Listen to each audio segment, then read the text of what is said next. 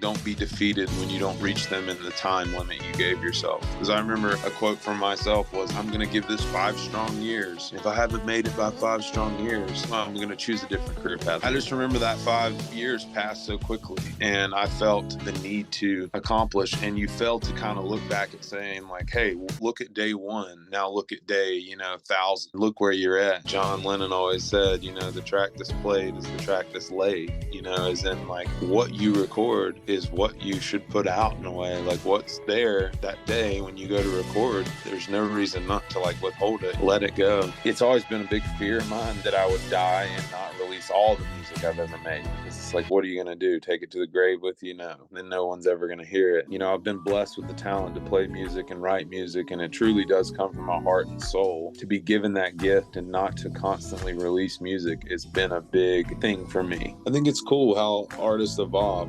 Some fans would speak and be like, well, they devolve. I don't like the direction they went in there. I'm like, they made it for themselves, and like you're a fan of them or you're a fan of that album. If you're a Red Hot Chili Peppers fan, aren't you a fan of everything they do? Don't you support them fully? No, you're just a fan of the Blood, Sweat, Sex Magic, that album. It's like you're a fan of the album. You're not a fan of the band.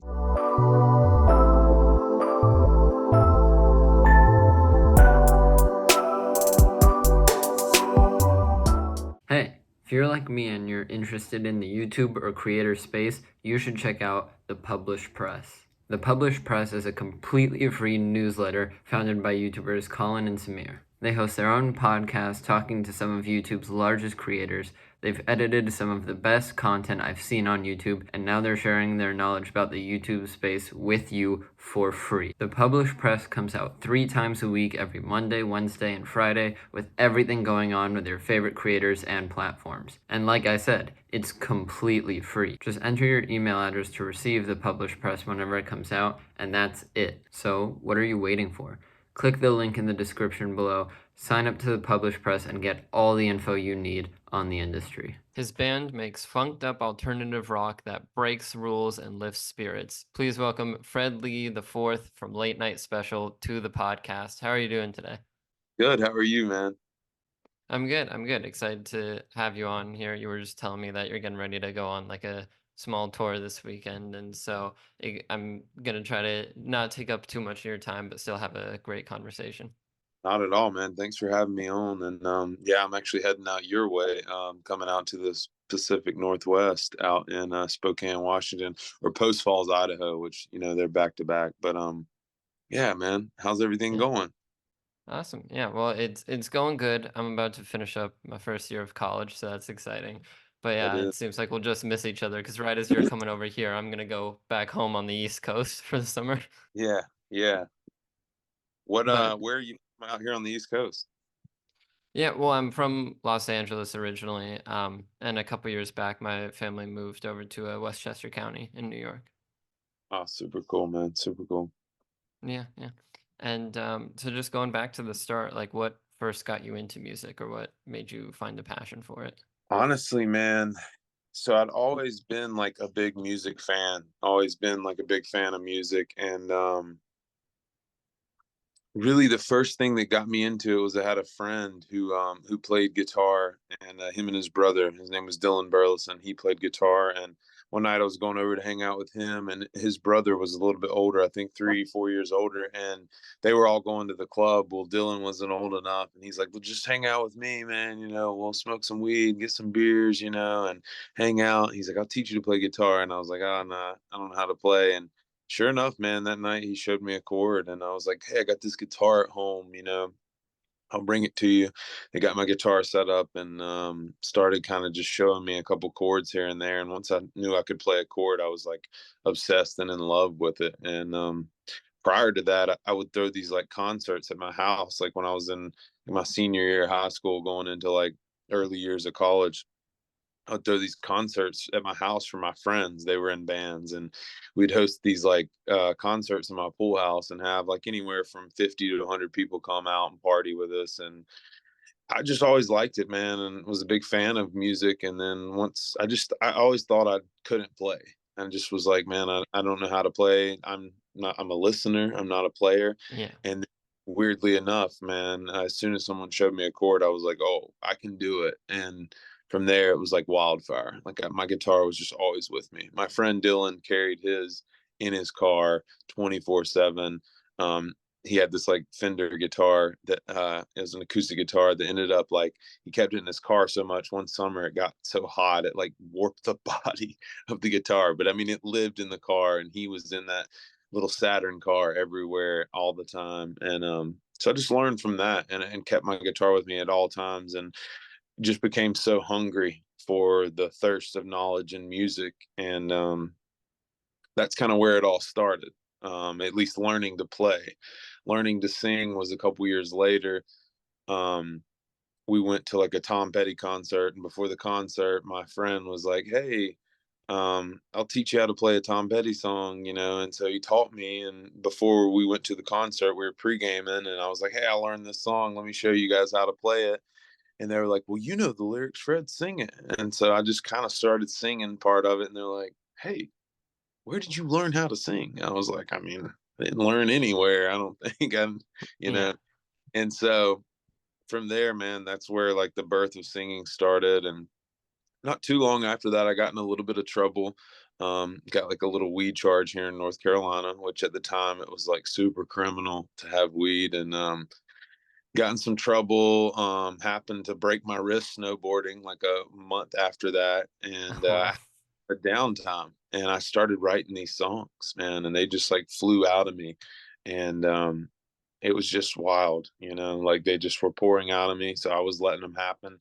And I was like, you know what, I'm gonna go out and perform these songs. And so I got a high school buddy who played percussion to come out and perform the songs with me at an open mic. And that night, I just remember all the remarks that I could hear from the crowd of people being like, "Man, he can really sing. Like, where did he learn to do that?" Blah blah blah. And I was like, "Man, you're telling the wrong person some really good yeah. things. It's gonna Yeah. make me want to do this forever." And that's kind of where my mentality was after getting in trouble. I had like a Yeah, but felony from yeah, it weed. seems like you almost needed that as like, because that seems to be what made you realize that you can write songs, you can sing and perform those kinds of things. Exactly, exactly. It was like the stepping stone that kind of like kicked me in that direction. So And so if there was this like period of time where you were just like enjoying being a musical listener and not really planning on doing anything with like a music career, what were you thinking of doing as like an alternative career path?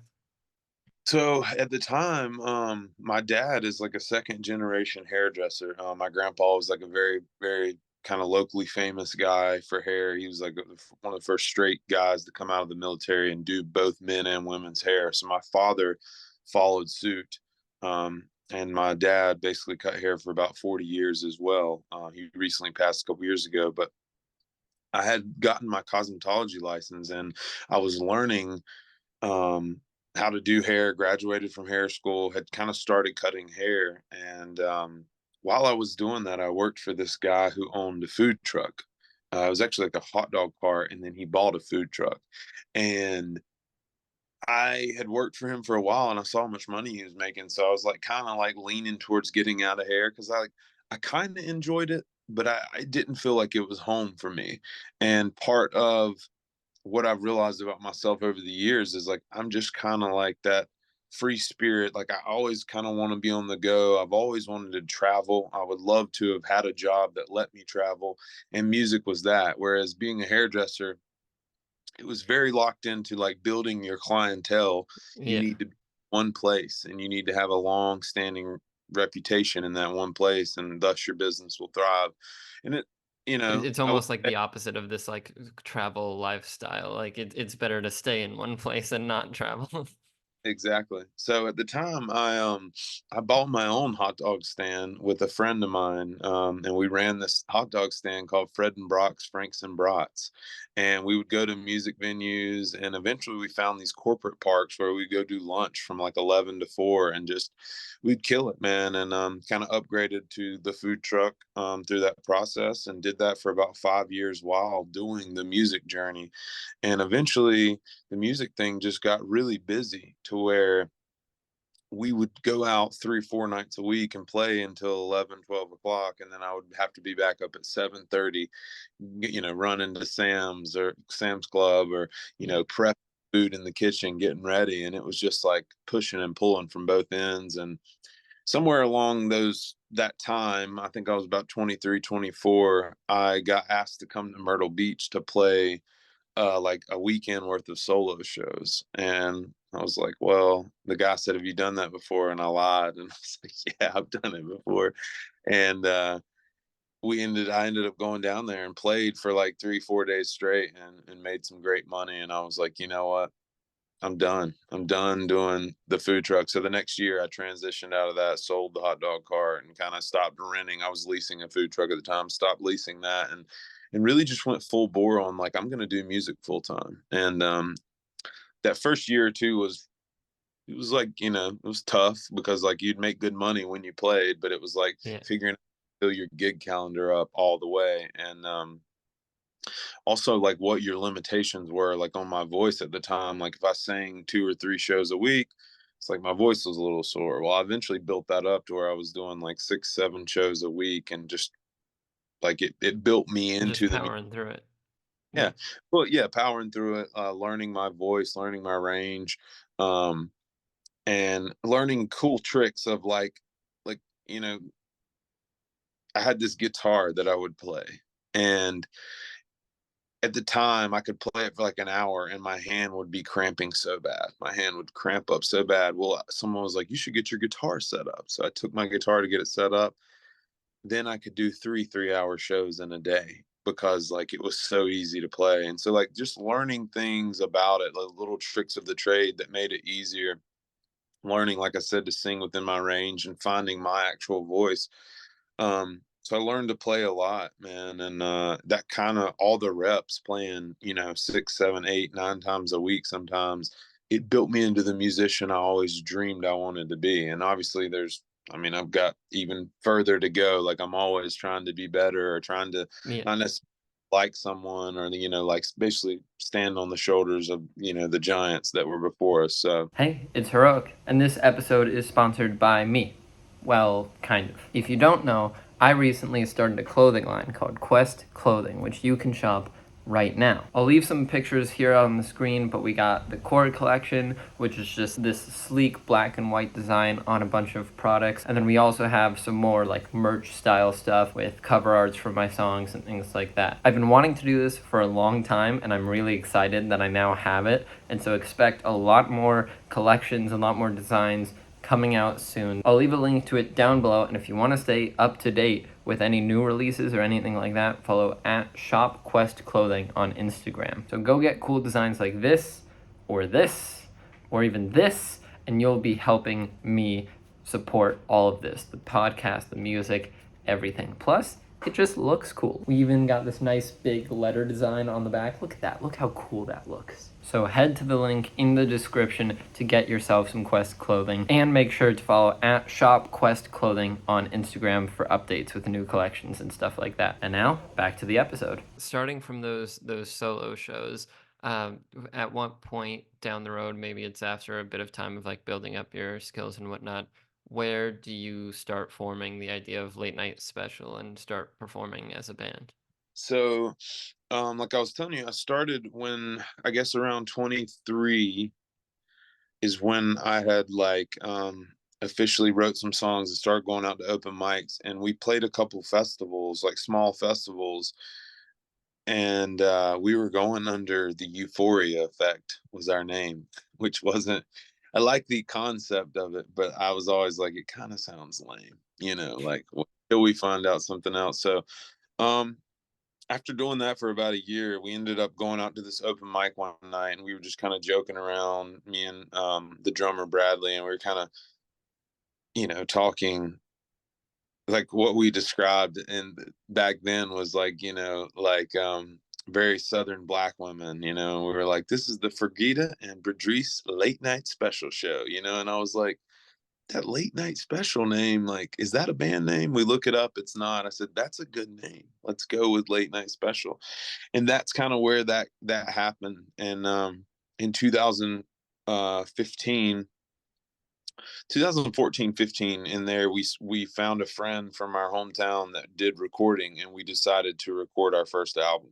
And that was where we were like, Late Night Special is going to be the name, and that was the official kind of start of like taking Late Night Special public. And we started like our own record label called Full Time Pilot Records when we started the band, with the help of one of my friends who kind of knew all the legalities of it. And we started kind of pushing that train uphill. Our first show was like, as a band, was in Myrtle Beach.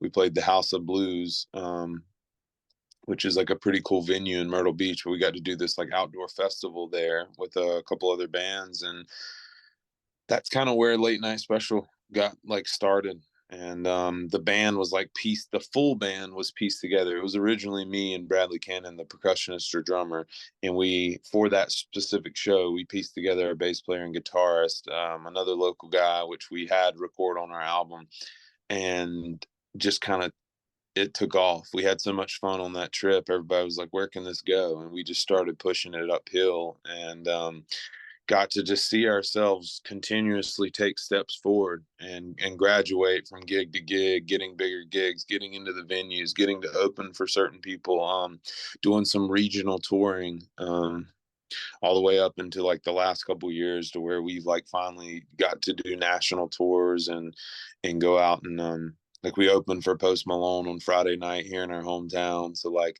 just getting to do a lot of like really cool things that I never could have imagined. Like when someone, Yeah. if they asked me 10 years ago, like what would you like this to be? I just was like, I was hoping I could play as a rhythm guitarist in my buddy Dylan's band.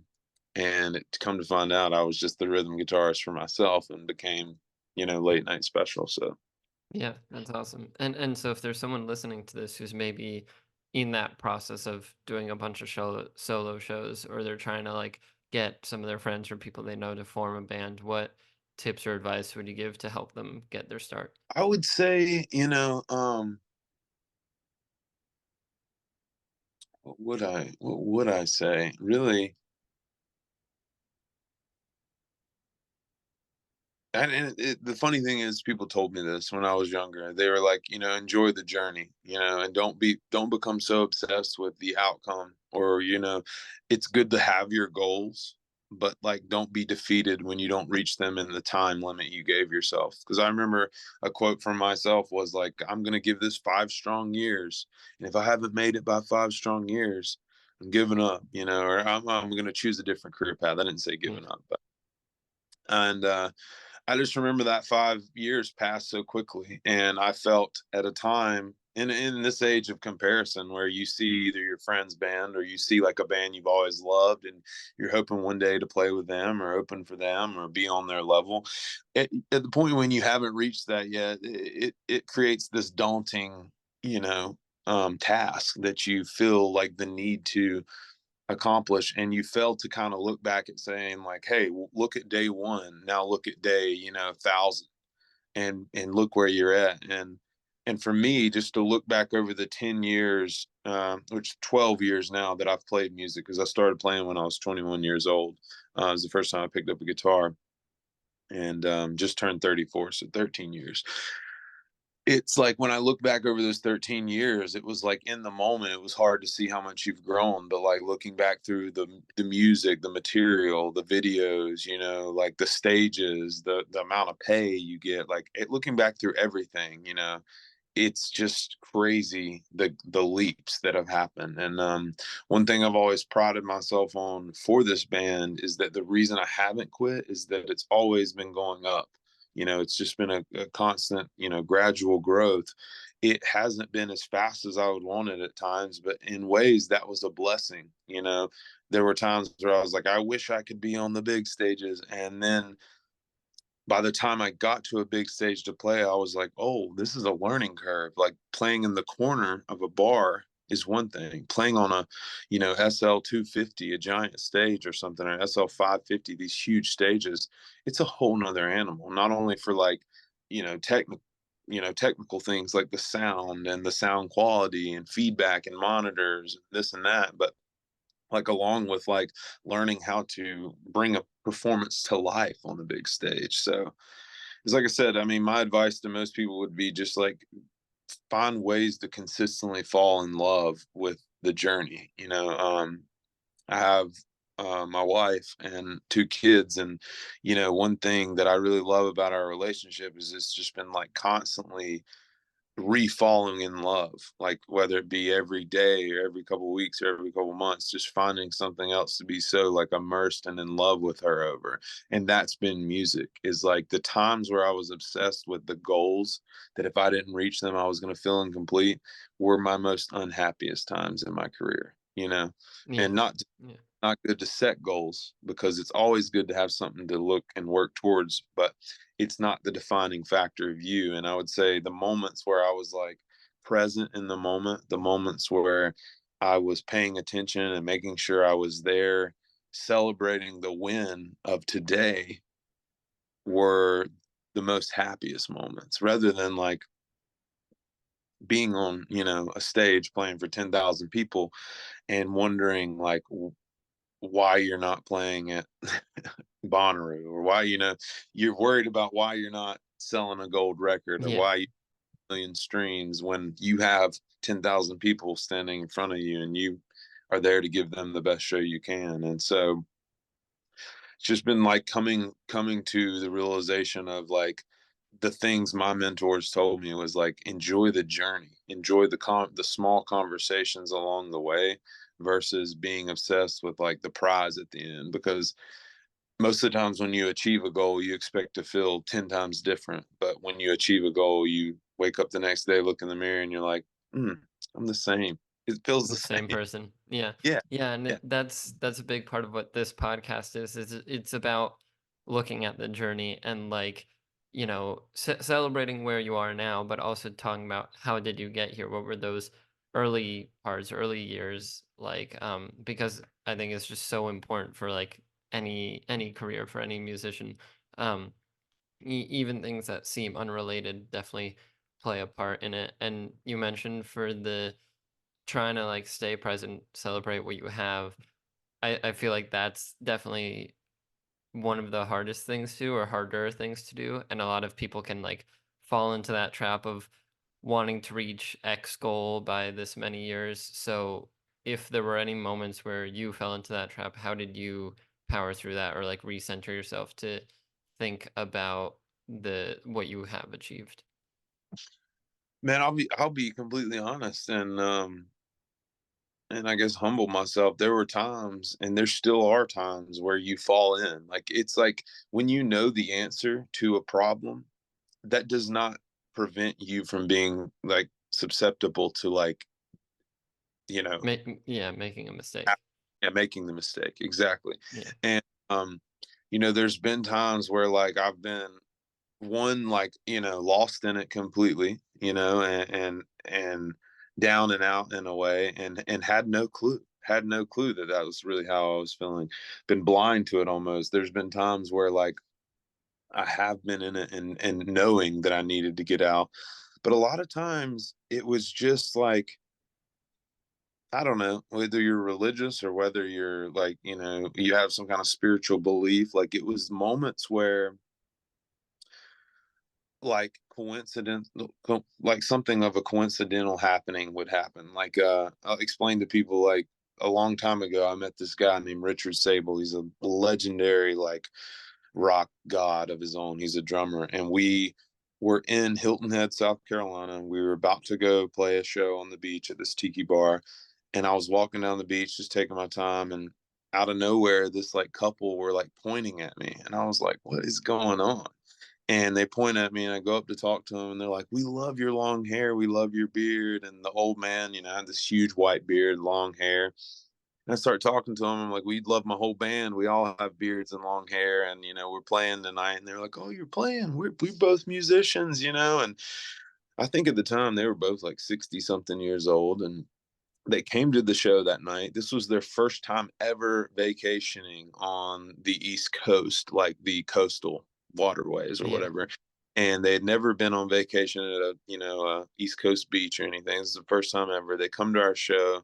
After the show, we get to, share partake in a joint afterwards and have these just incredible conversations where this guy was like, man, you got what it takes. Like, you're incredible. You make me a promise today that you'll never stop using what you have. And I was just like, absolutely. Well, that following Christmas, I, or that following, like right before Christmas, I flew out to Seattle and spent a week and a half with Richard in Seattle. That's where they were from. And he introduced me to so many great people and so many great musicians and legendary people in the music industry. And at the time, I was reaching this point, I think it was 2017. My band had started to break up because our drummer wanted to focus on a career. And so I was going through drummers, trying to keep it alive. It was very daunting at times because, you'd have people that were really good at drums that would come in and just didn't know the music, so it didn't sound great. And then you'd have people who just weren't that great yet at drums, and like they didn't know the music, so you'd have a little bit of sloppy performance, where I was used to playing with someone for over 5 or 6 years that was like we were Yeah. inseparable by our chemistry. And so going through that, it was daunting, man. It was mentally tough, and I was fighting through like, how do I do this? I always wanted to be in a band, but I knew I had just started playing solo shows, so I was like, well, I can be a solo artist, but that's not really my dream. And anyways, meeting Richard was one of those moments, man, where like it was like this godsend, or this like just sign from the universe saying, dude, you can't give up. Not that I was thinking about it, but it was definitely like I was coming to the realization of that, like, it's romanticized to be a musician. Like Yeah, people definitely. and how hard it is, number one. And that's whether you're at the very top making a ton of money and playing the biggest stages, or if you're at the bottom. Like, it's a hard career, um, but it is fun, man. It's so much fun, and it's so fulfilling in so many ways. But like now with my kids and my family, there's a sacrifice to going out on tour for 3 or 4 weeks and coming home and seeing your kids growing, or like, it's just such a thing that I didn't understand at the time. And anyways, he was the person who told me, like, it is about the journey. It's about the conversations you have every day, the little things, not necessarily the outcome. It's not about the money or the fame or any of that. And so like that was like a good moment. And I know, like in 2019, a similar thing had happened. Like, I had worked through, finally found a good drummer. We'd played a couple years, and then he ended up kind of wanting to get serious about his career too. Like, going through the same thing. I'm just like, Yeah. man, not again. Like, I'm gonna have to do this again, and feeling burnout, feeling tore down, and all of a sudden, I get asked to come do a show in the middle of October in Texas. I go down doing a solo show. And I'm playing for 16,000 people in the middle of Texas, right outside of Dallas. I'm the headliner of this festival that I got invited to. I don't know how it happened, and I go down and just have a great show. They get flooded with emails. The people ask me to come back 2 weeks and do another festival with them in Michigan, and same thing happened. Great show, lots of great feedback. They signed me on to be the headlining artist for 2020. And it was just a moment where I was like, not defeated, but I was feeling like, man, I got the monkey on my back, and it is like killing me. And I got to Yeah. figure out how to do this at a more efficient level so that I'm not feeling the burnout. And it was just like that sign of like, hey, you landed this gig. Like, that's just another affirmation saying, you can't give up, man. Like, there is no time to give up, and there's no reason to give up. Are you a music artist trying to find a way to get your music on as many streaming platforms as possible? Then check out DistroKid. DistroKid is a super user-friendly and super easy-to-use service that will make your music available in stores like Spotify, Apple Music, iTunes, Amazon Music, YouTube, Snapchat, everything. Everything you could imagine, it's available. People will even be able to add your songs into their Instagram stories.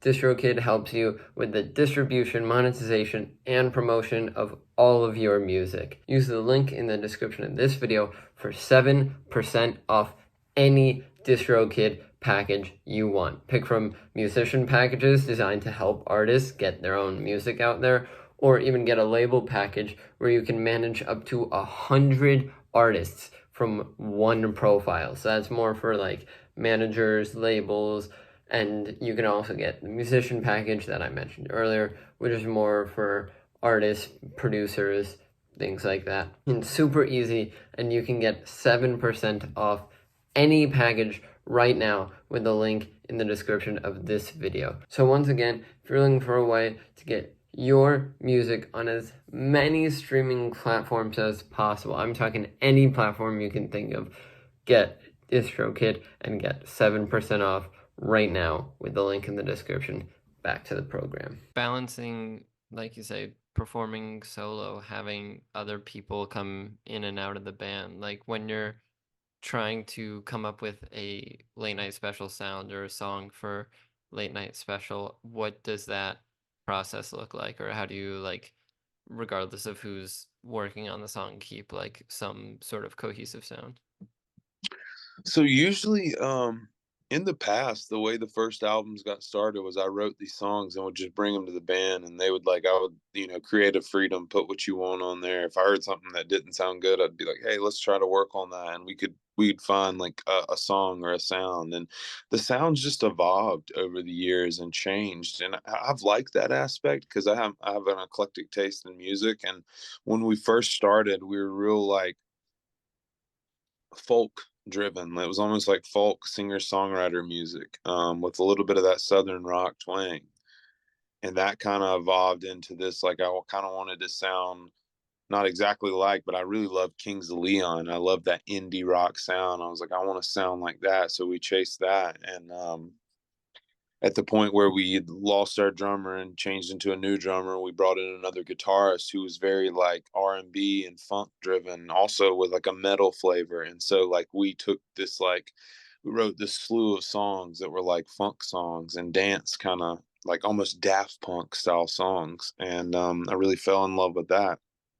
And so when it comes to like finding the sound, it really has evolved off of like the members that were there when it happened, and I kind of see it as these chapters. Like each album that we put out has a different flavor. Now we're kind of more to putting out singles, and each single has its own flavor as to like depending on the producer we went and worked with or the band members that were in the room. um, I've never pinpointed one way that I like to work. Like I've wrote songs by myself on the computer where I did all the production. I've went to a producer and just me and the producer played all the parts for the whole song. I've taken a band to the studio and done it that way. I've So wrote just with sort of like what comes naturally or what you think fits with the song. exactly like what fits with the song and really what comes in the moment. My dad always told me, he's like, I think he said John Lennon always said, the track that's played is the track that's laid, as in like what you record is what you should put out in a way. Like what's there that day when you go to record, there's no reason not to like withhold it, like let it go. Because a lot of times you can get in this mindset of wanting music to be perfect, and some of the greatest music of all time or the most like well-known, well-renowned music is like there's mistakes in it. Yeah. Those musicians would tell you that, and you realize like, wow, the mistakes are what makes it kind of really beautiful. So Yeah, there's one like quote or one moment that always sticks in my head is I was watching like a sort of like behind the scenes or like tour video of my favorite band, 21 Pilots, and one of the like um I think it was a guitarist, but one of the like on touring members of the band uh was with them and sort of had this moment with the camera that was like his mantra or his saying was wrong and strong, because when you play a mistake, like if you like freak out and stop, the people listening are going to go know that that was a mistake, but if you just like keep rolling, keep going, they may miss it or it may sound somewhat okay. And then he goes, if you go back and you repeat the mistake, now it's no longer a mistake. It's like some unique flair, unique change that you've put on the song. yeah, totally. Some like old Allman Brothers records are like that, where it's like there's a guy here in town that does these tribute shows, and like they learn the mistakes of the music, so that it's like really authentic to it. And dude, actually, I'm not that I've not been a fan, but I've never was like a huge fan of 21 Pilots. And like 2 years ago, my friend took us to see them here in Charlotte, and one of the most incredible shows ever. They do a great live show, yeah. I'm getting Yes. ready to see them on they have an upcoming tour, and I'm so excited for it. It's Oh, to this day, like, one of the best, like, live concerts or live events that I've been to. that's awesome, man. Yeah, I would say the same. It was like one of the best shows. They were calling it the greatest show on earth, and I was like, that it stands up. My friend, who's one of my favorite drummers here in town, he plays in another band called Modern Alibi. His name's Christian Stewart.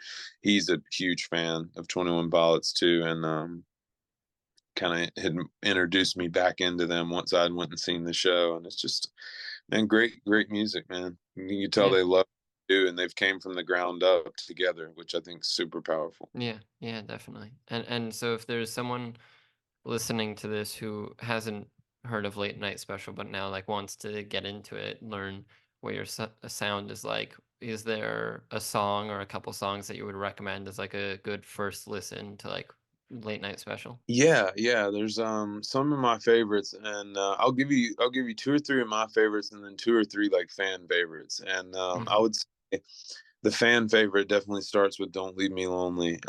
People love that song, and it's made me fall in love with it time and time again, especially when you hear people singing along to the main hook.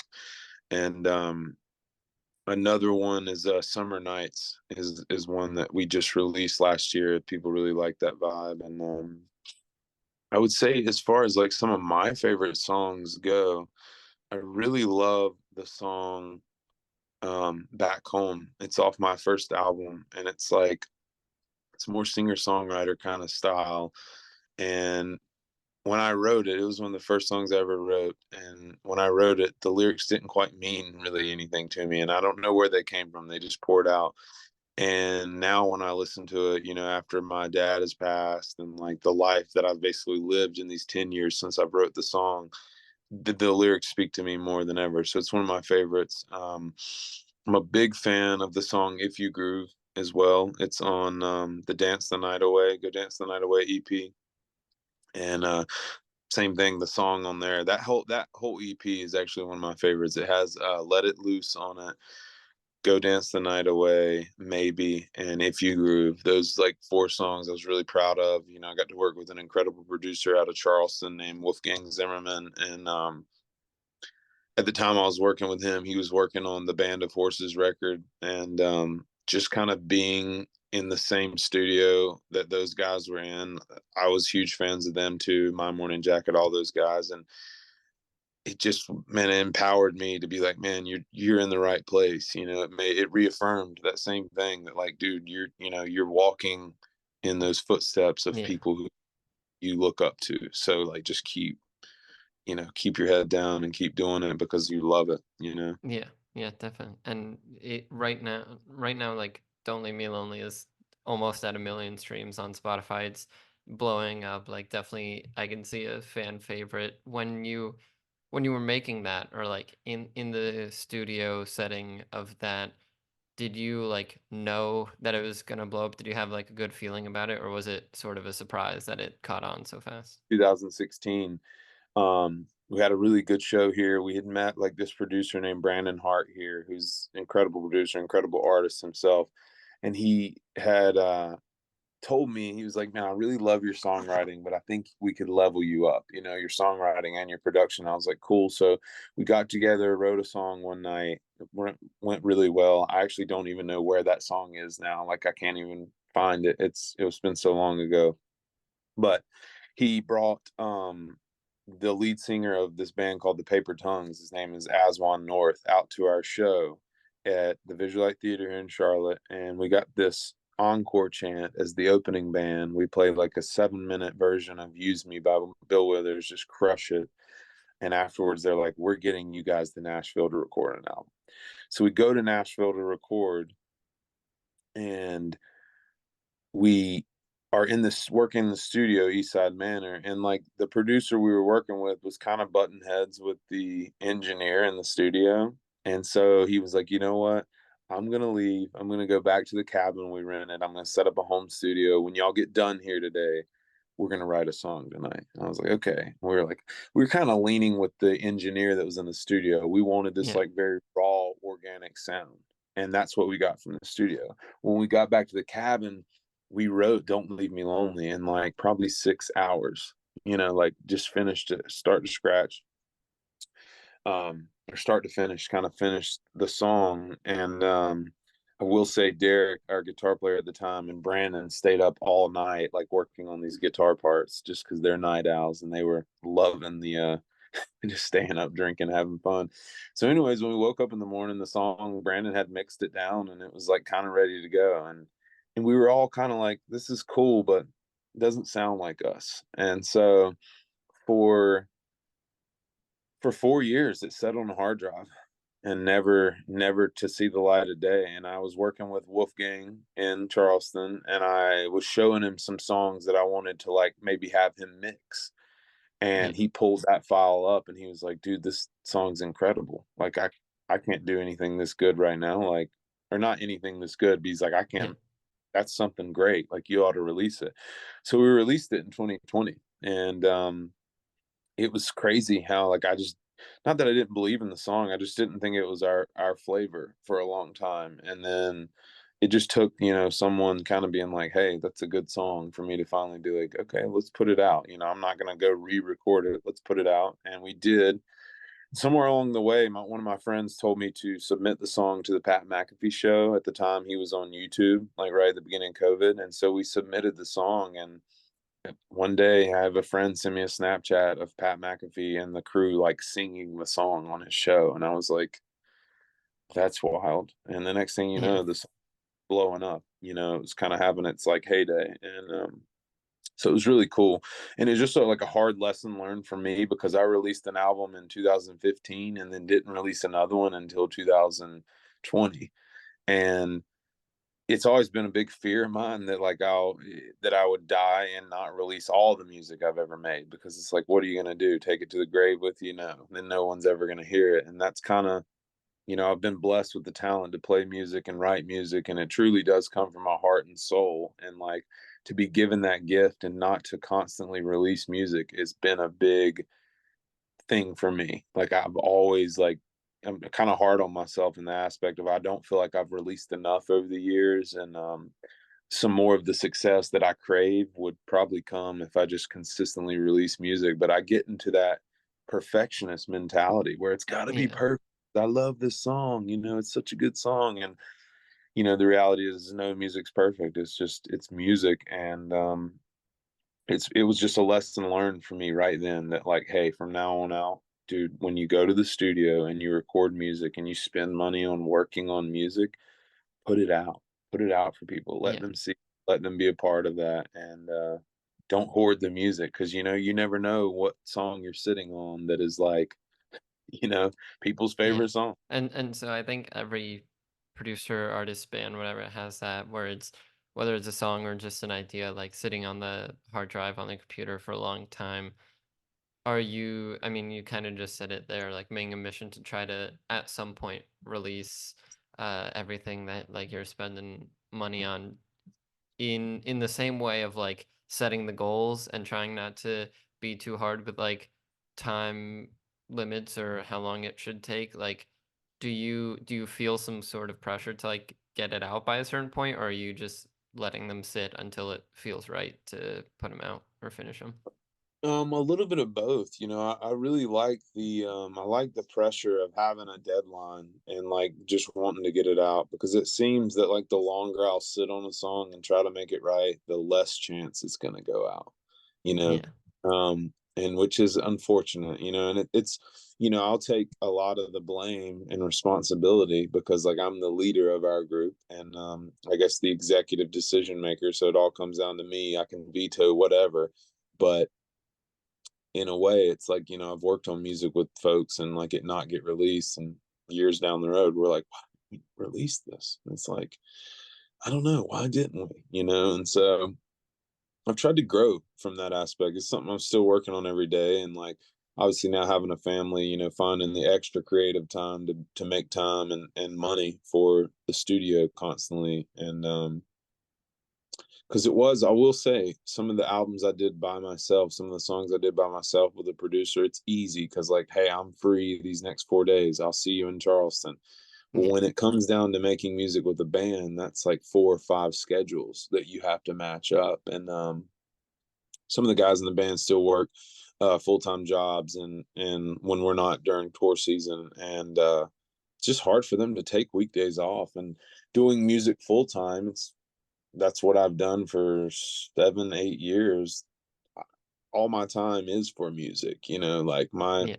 Monday at 12 o'clock in the afternoon, I'm not working. Like, I should be making music. So it comes down to, finding those opportunities. And it really helps to have like Summer Nights is a song I did with 2 or 3 other people. And to have them anxiously awaiting, when are we putting this out, it put the pressure on me to say, well, I'll get it out as soon as possible, and we made it happen. So Yeah. Awesome. we have a couple songs in the chamber now that we're working on that are the same ordeal. We worked on them collectively, so it's like the anticipation is like stewing, and everybody's like, well, let's Yeah. make it happen. Awesome. Yeah. Well, I mean, now that you mention it, like I know Spray is your latest song, but like down the road, like you said, like songs almost ready to go or songs that you're preparing to put out, what can listeners expect from that? Or like what general vibe do those songs have?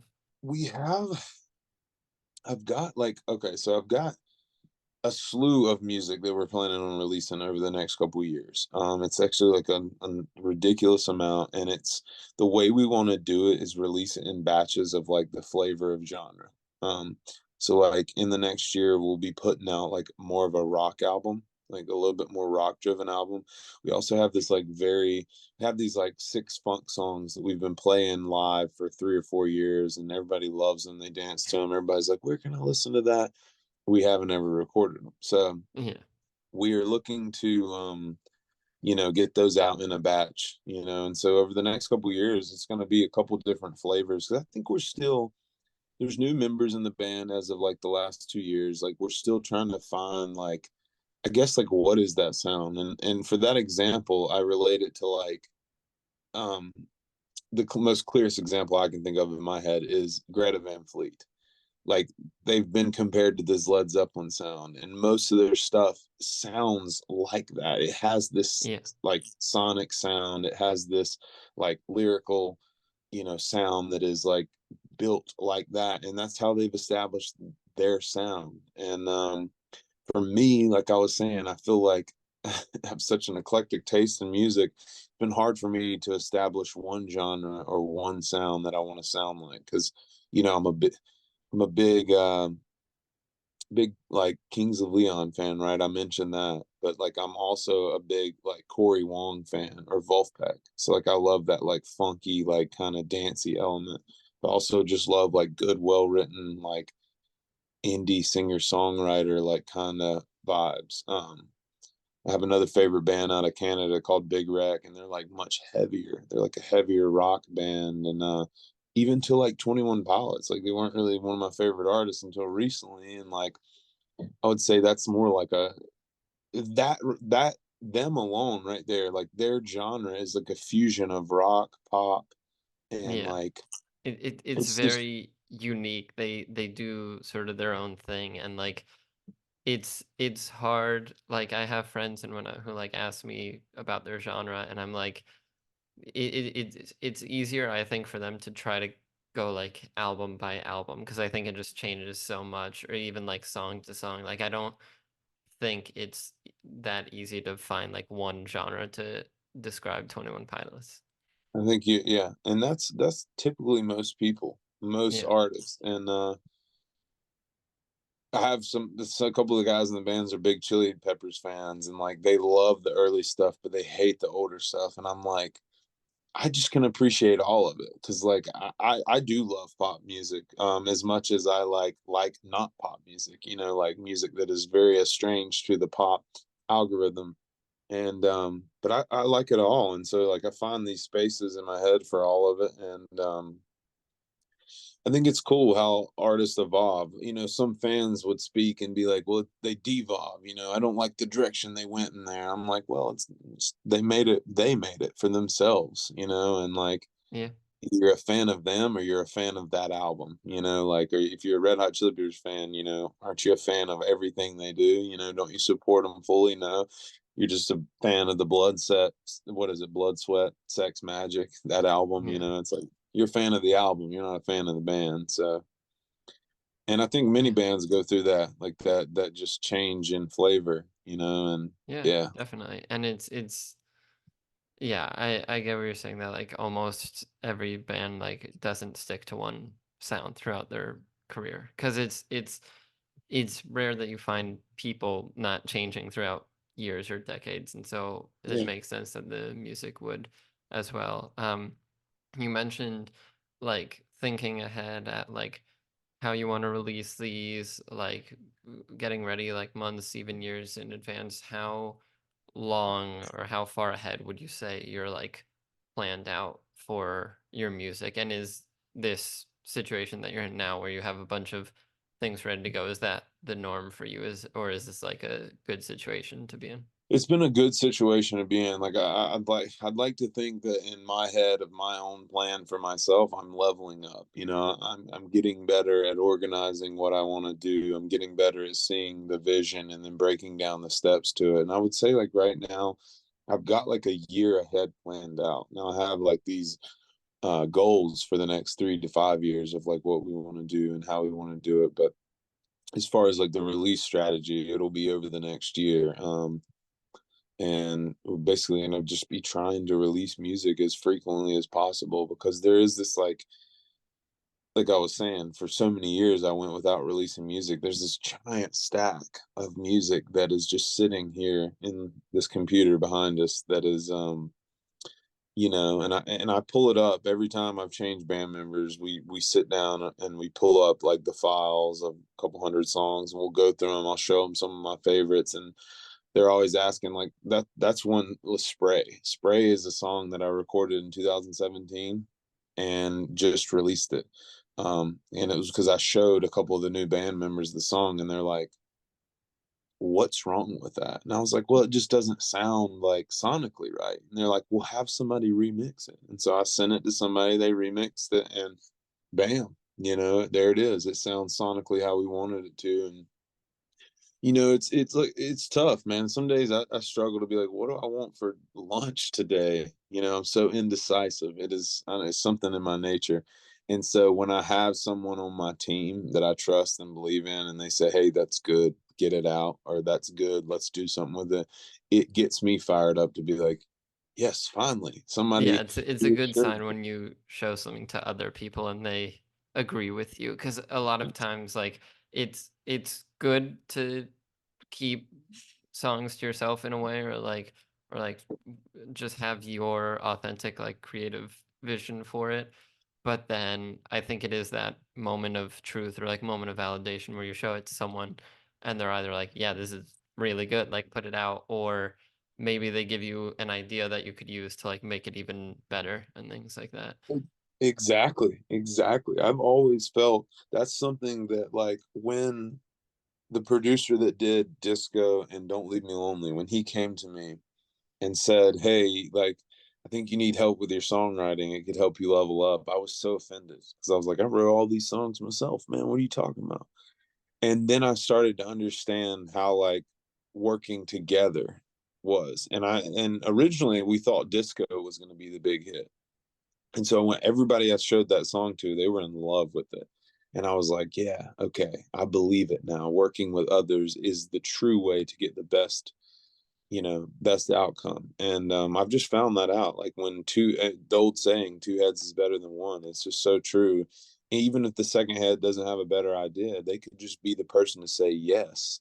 You know, you play something and they're like, yes. And you're like, Yeah. awesome, you know, rather than for me, like, I remember years ago, our guitarist was like, I would loop sometimes, and I could just loop like a 4-chord phrase and play over it for an hour and a half and play different licks, different just so much stuff. And he's Yeah. like, I just don't get how you never play the same like thing. You're constantly reworking new phrases or cadences or all these things around it. And so that's a blessing and a curse because when I go to the studio, I could take this solo or I could take this hook line, musical hook, and I could play it 20 different ways. But deciding which one of the 20 is right for the song is tough for me. So I love to have that extra voice in the room to say, we like that best. Let's go with that, you know? Yeah, yeah, no, it's definitely a special thing and an important thing to have. So I'm glad that whether it's bandmates or anyone else, you found Yeah. that. Yeah, well, those are all the questions I had for you today. So thank you so much for coming on. It's been a great chat. I love learning about all the moving parts to you and late night special and everything. And I hope a lot of these other computer hard drive songs come out eventually. Oh, they will, man. We're gonna be flooding it. We've got like a pretty busy tour schedule coming up the next 2 months, and I'm about to Yeah, have another kid. And but this summer we've got some great opportunities lined up to just continue like fortifying these songs, making them right, and getting them out. And we're hoping to have like a really successful next couple years off this music. You know, whether that be for me, success in that is just getting them out. I don't care if they yeah, do well, whatever. I want them out. I want them out of this like clutter. Um, because like I told you, it's my biggest fear is to like something tragically happen to me and like all this stuff just be sitting here. You know, my wife wouldn't know how to find it or what to do with it. So I'm like, I got to get it out. yeah, yeah. I think it's great that you have that mentality because there are sadly artists that like you look around and something happens and they pass and now the fans like want to try to hear everything that they had that wasn't released yet, and there are people who need to figure out like how to get to that or how to put it out, and I like it's a whole thing. And so I think Mhm. it's, at least in my mind, like it's definitely a positive thing that you want to put out as much as you can, and everything like that. And so just before we go, is there anything you want to shout out or promote for the band, any social medias, albums to listen to, anything like that? Yeah, I mean, you can find all our information on late night special.rocks. It's where you can find everything that'll link you to all the social medias, our YouTube channel, and all that stuff. That's something also we'll be doing a lot of this year, along with putting out original music. We're going to be doing a lot of like acoustic covers on the YouTube channel, a lot of different covers of some of our favorite artists, as well as like different renditions of our songs, similar to like Tiny Desk versions of our song or acoustified versions. So we'll be releasing a lot of that. And just check us out, man. We're heading out. I actually fly out Thursday. I'll be in Cincinnati. And then Friday, I'll fly to Spokane, Washington for a big show in Post Falls, Idaho. We'll be in Salt Lake City, Detroit, Pennsylvania, Texas, kind of be all over this year. So just follow along. If anybody is watching and wants to come out to a tour show, man, reach out. Some of these festivals we're on, we have some extra tickets we can give away and bring you guys out and show you a good time. And yeah, I want to thank you, man, of course, for like doing Yeah. this. I really appreciate it. I love talking to you. Great at what you're doing over there. And thanks for thinking of late night special, man. Yeah, of course. Thank you. And yeah, if you want tickets and there are some available, grab them. If you want to purchase them, I'll leave a link to that down below as well. And thank you, Fred, for coming on and talking to us. Absolutely, man. Anytime, anytime.